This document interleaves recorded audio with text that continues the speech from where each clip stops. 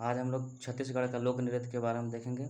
छत्तीसगढ़ का जो फर्स्ट लोक नृत्य है उसका नाम है कर्मा, सेकंड है डगला, थर्ड पाली, टपाली, गेड़ी, पंडवानी, नवरानी, पंथी, राउतनाच, बागमती, कपालिक, चंदैनी, सुगानाच, सैला, पख, दोरला ककसार, गौर, परब, मादरी, सरहुल, दमनच। ये डायरेक्टली फ्रिक्वेंटली आस्क क्वेश्चन है। अब इससे रिलेटेड कुछ इंपॉर्टेंट पॉइंट्स हैं, जैसा कि बताएं कि पूछा जाता है इम्पोर्टेंट क्वेश्चन इससे।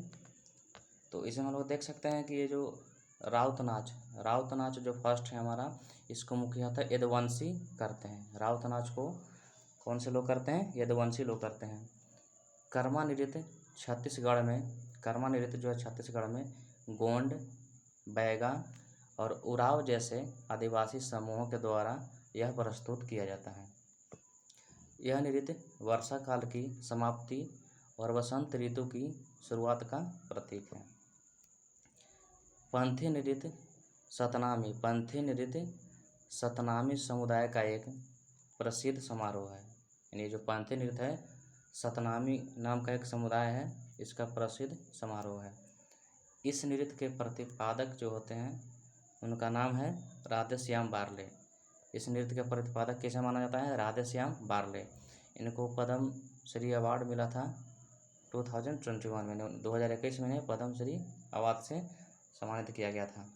नेक्स्ट है गेड़ी नृत्य। गेड़ी नृत्य में दो लंबे बांस या सिर्फ किसी निश्चित डंडे पर नर्तकी डांस करती है। यानी गेड़ी नृत्य में क्या करते हैं लोग? दो लंबा बांस लेते हैं या सिर्फ किसी निश्चित कोई डंडा ऐसा लेकर उस पर नर्तकी डांस करती है। नेक्स्ट है सुआ नाच। सुआ नाच नृत्य को तोता नृत्य भी कहा जाता है। ये सुआ नाच, ये तोता नृत्य कहा जाता है, बहुत बार क्वेश्चन में आ चुका है। सुआ नाच नृत्य को तोता नृत्य भी कहा जाता है। नेक्स्ट है सैला नृत्य। सैला नृत्य का उद्देश्य फसल कटाई के बाद उत्साह की भावना के संचार से है। सैला नृत्य कब मनाया जाता है?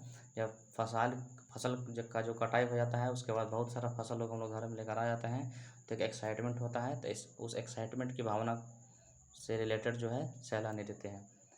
नेक्स्ट है चंदैनी नृत्य। चंदैनी नृत्य जो है छत्तीसगढ़ के ग्रामीण क्षेत्र में, गाँव में यह लोक कथाओं पर आधारित एक महत्वपूर्ण नृत्य है।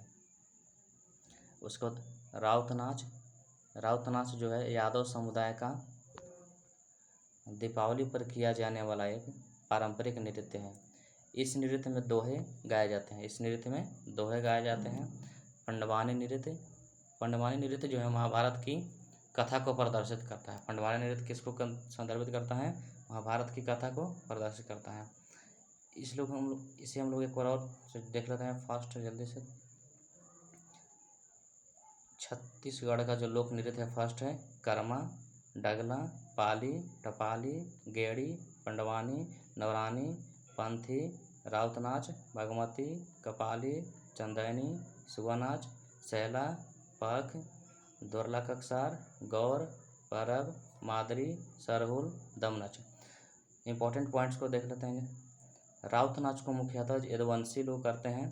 कर्मा नृत्य छत्तीसगढ़ में गोंड, बैगा और उराव जैसे आदिवासी समूहों द्वारा प्रस्तुत किया जाता है। यह नृत्य वर्षा काल की समाप्ति और वसंत ऋतु की आगमन का प्रतीक है। पंथी नृत्य सतनामी समुदाय का एक प्रसिद्ध समारोह है। इस नृत्य के प्रतिपादक राधेश्याम बारले, जिनको पद्म श्री 2021 में मिला है।